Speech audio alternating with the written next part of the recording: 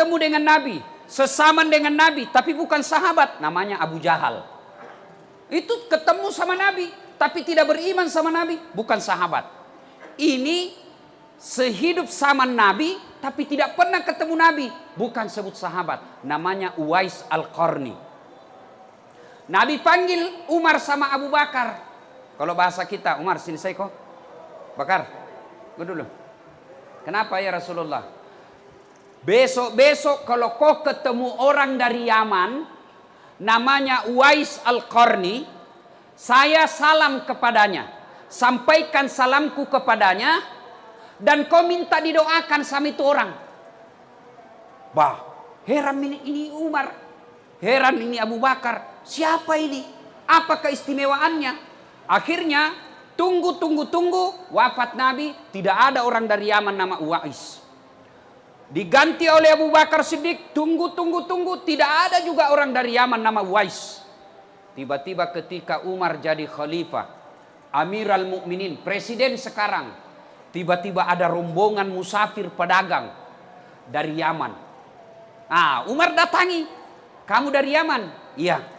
Ada di antara kalian nama Uwais Al-Qarni? Kata ini rombongan dari Yaman pedagang. Siapa? Tidak mungkin yang di rombongan kami. Masa Umar tanya, kok bisa ini? Akhirnya dia bilang, adakah di antara kalian nama Uwais Al-Qarni? Akhirnya pimpinan rombongan dia bilang ada. Tapi itu sana. Itu. Dia tunjuklah pengembala. Jadi dalam rombongan itu mereka membawa onta. Dan penjaga onta itulah Uwais Al-Qarni. Nabi bilang Umar, tidak mungkin. Masa Nabi salam sama pengembala? Kalau di kampungku pak kampi. Masa Nabi masalahku pak kampi tukang gembala? Tidak mungkin. Dilihat juga, masih muda. Dipanggillah. Kau nama Uwais Al-Qarni? Dia bilang ya. Dia bilang, Umar, ada Nabi titip salam kepadamu. Bayangkan Pak, Nabi titip salam. Nabi, saya saja ini baru-baru diundang ke Istana Negara, di WhatsApp sama Menteri Agama, Saudara Ustadz Das'ad Latif. Saya atas nama pemerintah meminta untuk mengisi ceramah Isra Mi'raj di Istana Negara. Itu WhatsAppnya Menteri, langsung ku print. Dede, langsung ku kasih lihat semua pegawaiku di kantor. Menteri Agama bos. Pulang kampung aku pacinikan semua sepupuku. Ita ko cule sapomu. Coba istana. Masya Allah. Itu baru Jokowi yang undang Pak. Bisa dihilang jabatannya itu presiden. 10 tahun saja setelah itu wabillahi taufiq wal hidayah. Suluh ke istana. Coba. Saya sudah bangga. Ini Nabi yang titip salam. Masya Allah. Umar penasaran. Uwais, apa gerangan yang membuat ini orang istimewa? Apa sebabnya Nabi titip salam dan minta didoakan? Nah, lebih tua kah dari dia ini? Dia bilang, ya Uwais, Nabi titip salam.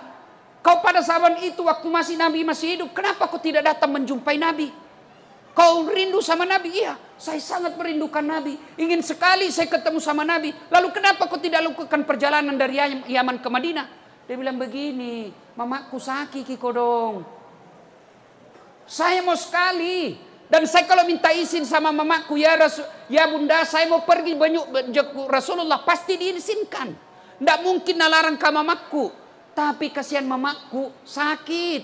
Dia tidak bisa bergerak kecuali saya gendong. Mau makan saya harus suap. Mau buang air besar saya harus pikul. Saya gendong dia.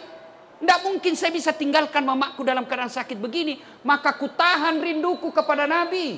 Saya tahan rinduku mau ketemu sama Nabi. Karena saya harus jaga ibuku. Lalu kenapa Pak Lek bisa mau sekarang ke sini? Nabi bilang, kau meninggal nih. Baru kak bisa melakukan perjalanan. Subhanallah. Hikmahnya adik-adik sekalian. Jangan kau panjang cerita. Punna duraka kau sama ibu bapakmu. Jangan kau harap mau baik duniamu. Kalau kau kasih keluar air matanya ibumu, jangan kau harap masuk surga. Nabi bilang, Nabi biar ini hitam jidatmu gara-gara sholat. 5 kali hatam itu Quran selama Ramadan. Senin Kamis kau puasa, ang ngajar kau ngaji di masjid. Tapi patotoai kau sama mamamu, demi Allah jangankan masuk surga, baunya surga kau tidak dapat. Nah sekarang anak-anak hiram kuliah ki. Enjo cewek-cewek dongo. Deh sopanna sama cowok, nah iya kak terserah nih pret. Beleng-beleng. Kalau mamanya ndak hormati nah. Kalau bapaknya nasihati, jangan kau begitu nak. Tidak baik itu keluar malam-malam. Apalagi nih Ramadan. Jangan pikir tarawih keliling. Kekelilinan nih juga apa itu tarwenan lupai. Iyalah sing tarawih keliling nih. Sahur enderut dongo. Siapa ajar kau sahur di jalan? Kau mau kau sahur di rumahmu kau. Mau kau bersedekah siang kau bawa. Jangan kau tengah malam kapija kau itu pacaran. Jangan kau ketawa. Dikasih tahu nak kakak lagi. Adik-adik, nih cowok-cowok nih. Jangan sampai kau lebih hormat sama cewekmu daripada mamakmu. Kalian ini yang pegawai kah? Sopan sekali kau kepala kantormu, kepala cabangmu, kepala wilayahmu. Hormat sekali kau sama camatmu. Hormat sekali kau sama kapolsekmu.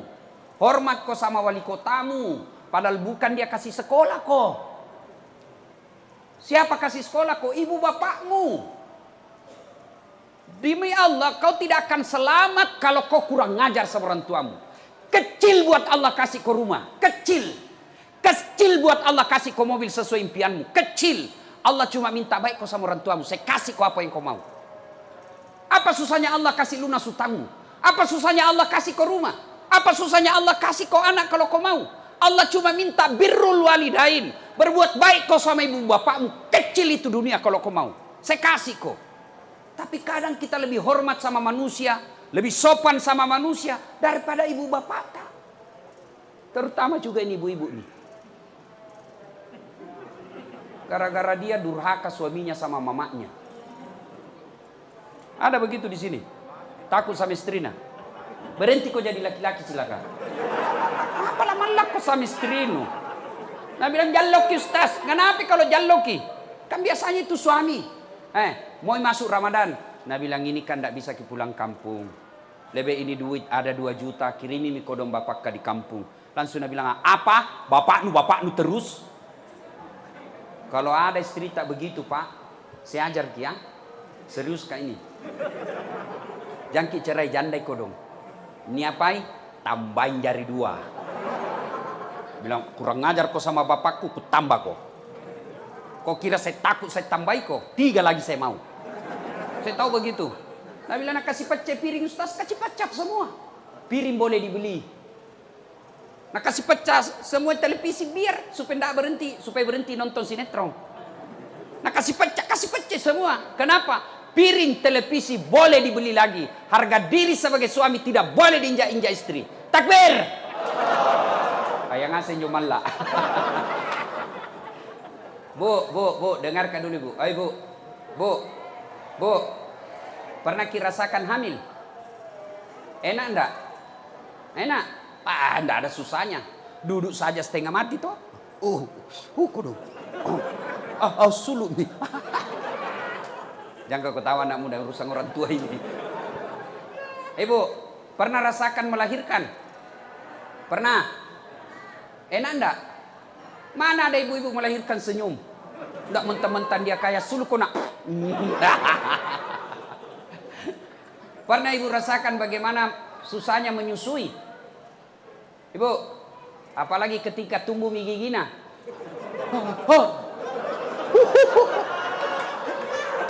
Iya toh? Tapi nu tinjui. Tidak. Lepas kona. Coba. Ibu, susah toh? Siapa yang menghamilkan suamimu? Siapa? Ibunya. Siapa yang lahirkan? Ibunya. Siapa yang menyusuinya? Siapa yang ngajari jalan? Siapa yang ngajari bicara? Siapa yang kasih sekolah? Sekarang siapa yang terima gajinya suamimu? Woi. Siapa? Istrinya. Makanya jangan kau patotoai sama suami. Mana ada gaji suami diambil sama mamanya? Istrinya dia kasih. Siapa yang dicicilkan rumah? Bukan ibu bapaknya, istrinya. Maka jangan pernah berkata, pilih kau mamamu atau saya istrimu. Kalau saya bilang begitu, pasti kupilih mamaku. Istri, ada namanya bekas istri. Si mau kok. Bapak-bapak juga jangan kurang ngajar sama istri. Siapa yang hamilkan istri? Ibu nah. Siapa yang menyusui? Jangan kau bilang kau. Ibunya. Siapa yang lahirkan? Ibunya. Siapa yang ikuti sekarang? Siapa? Suaminya toh. Maka jangan sakiti suami istri. Jangan kau berkata pilih kau mamamu atau saya suamimu. Tidak mungkin itu. Maka yang baik saling menghormati. Ada rezeki dari suami, kasih. Mertua datang, bapaknya istri tak datang, kita sebagai suami kasih. Mama tak datang, kasih istri duit, ini kasih mamaku. Jangan malah disembunyi-sembunyi. Ini mak yang cepatnya, nanti naleki lagi istriku, jaloki. Nah, adik-adik sekalian, percaya adik-adik, kalau kau mau sukses, tidak harus sekolah ke luar negeri. Lihat itu alumni luar negeri, banyak tonji dari pengangguran. Tidak harus sekolah kuliah tinggi-tinggi, doktor dan lain sebagainya, tidak. Cuma ini MC tadi salah sebui. Saya bukan doktor honoris causa, saya doktor asli. Kalau honoris causa itu dihadiahi namanya, tidak sekolah. Kalau saya sekolah. Nah, biasanya honoris causa itu artinya orang yang ada dikasih hadiah, biasanya pejabat, nah beli. Itu tulisannya DR dalam kurung HC. Kalau saya tidak, doktor aslina ku sekolahi. Bukan kaling-kaling, dua poin doktorku bos, bukan kaling-kaling ini. Nah, adik-adik sekalian bisa seperti itu. Kenapa? Rumusnya birrul walidain. Berbuat baik kau sama orang tuamu. Demi Allah, saya pernah jadi cleaning service di Mapanyuki.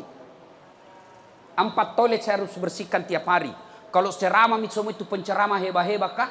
Kulihat hebatnya jadi ustaz sini.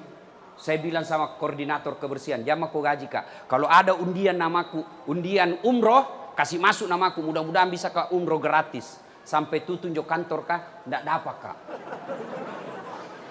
Coba. Saya pernah rasakan dihina, dimaki, di PIS 3 Unhas Sospol. Lantai 2, ruangan 207 tempatku kuliah. Keluar ke kuliah nak tunjuki ke seniorku. Dasat, tidak malu kau itu bajumu semua cakar. Tahu dicakar toh? Join di Tudopuli sampai sekarang masih langganan nggak? Dasat, ada buka baru. Saya pernah rasakan itu dihina seperti itu. Jalan kaki bos dari Jalan Harimau, depannya Masjid Baitul Aman. Itu ada lorong 77A. Depan Masjid Baitul Aman, ada di situ masuk lorong. Di situ saya tinggal 11 tahun. Jalan kaki kadang-kala dari Jalan Harimau ke Jalan Cakalang waktu ku SMA. Coko-coko. Jalan masuk jalan Pasar Cidu. Jalan kaki. Waktu saya SMA. Pergi ke rumahnya sepupu. Nah bilang dia apa? Datang itu cari uang PT-PT. Tapi saya tidak pernah sakit hati. Saya cuma bilang, tidak mungkin begini terus hidupku kalau baik sama orang tuaku, baik solatku. 2 saja saya pegang. Tidak pernah saya lepas solat saya, tidak pernah saya hina dan sakiti orang tua saya. Alhamdulillah sekarang bos. Jo yang pernah hina kak, nah bilang ke baju cakar, tahun ke-9 ini tahun saya kasih sakat. Itu dulu saya kerja cleaning service supaya bisa dapat undian umroh. Sekarang saya punya travel sendiri. Kapan saja saya bisa umroh dan haji. Dengan izin Allah. Kalau saya dulu jalan kaki, alhamdulillah ada Tommy mobilku. Tidak banyak yang punya seperti itu di Makassar. Apa? Dengan izin Allah. Kau anak muda bicara kau soal popularitas. Nukala followerku. Apa? Nukalai. Enak bos. Apa? Bicara soal pekerjaan. Ada kerjaku. Saya dosen. Tidak perlu saya pergi cari muka sama manusia. Tidak perlu saya menjilat-jilat sama pejabat. Iya puang. Mana caranya? Muliakan orang tuamu. Birrul walidain. Berbuat baik kau sama orang tuamu. Kecil kecil punya mobil cikali, kecil lunas rumahmu, kecil semua buat Allah. Jangankan yang masuk akal, tidak masuk akal saja bisa Allah kasih kau kalau kau mau sama Allah. Cuma kan kadang-kala kita muliakan orang lain, ibu bapak tidak kita hormati. Gimana ceritanya? Dia lahirkan kita, dia sekolahkan kita, dia jualkan ki rumah untuk dia. Nah kasih nikah ki, ambilkan ki kodong kredit supaya bisa ki menikah. Lalu kau tidak hormati ibu bapakmu, pantas kau tidak bisa hidup bahagia. Rumahmu mewah, mobilmu megah, tapi tidak kau temukan kebahagiaan dalam hati ketika kau durhaka sama orang tuamu. Maka adik-adikku sekalian, yang masih hidup orang tuanya, jangan kau cerita jauh-jauh, biar kau sama orang tuamu. Orang tua aku pebotor Ustaz, orang tua aku pasalingku, orang tua aku pangedar. Tidak ada urusanmu muliakan orang tuamu. Belajar dari kisahnya Ibrahim alaihissalam. Bapaknya namanya Azar, sembah berhala. Ibrahim mau ribut sama bapaknya, Allah bilang, sadar kau Ibrahim, jangan kau ribut sama bapakmu. Tapi dia hanya berhala ya Allah, dia bikin patung. Allah katakan bukan urusanmu. Kau yang mengalah, kau yang keluar dari desamu. Maka bapak-bapak, itu kalau anak-anak, ini kita yang sudah tua-tua. Kalau ada orang tua tak tinggal sama kita, itu pintu sorga paling gampang masuk. Biar sholat tak biasa-biasa ji. Tidak pernah jadi puasa Senin Kamis. Tahajud pun jarang. Tapi kita muliakan orang tua yang ada kita pelihara dari rumah. Itu pintu masukmu sorga paling gampang. Maka kalau ada orang tua tak di rumah, rewel ikodong, karena mulai mi tua, mulai mi pikun-pikun, itu Allah tersenyum lihat kamu. Allah kasih kau pintu sorga. Tidak semua anak dikasih umur panjang orang tuanya diurus. Tidak usah kau bolak-balik pergi umroh kalau kau kurang ngajar sama ibumu. Mau sekali saya umroh Ustaz, mau sekali saya haji, tapi tidak ada uangku. Tapi ada orang tuaku di rumah, itu orang tuamu kau urus. Allah kasih kau itu semua yang kau mau. Tapi ketika orang tua kau teteskan air matanya, dia menangis dalam kamar karena istrimu marah-marah sama dia. Demi Allah, kau tidak akan dapat pintu surga.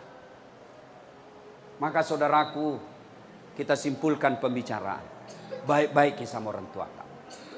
Meskipun agamanya tidak terlalu bagus, tapi itu adalah pintu gampangnya kita masuk surga. Inilah tausiah kita, mudah-mudahan ada manfaat.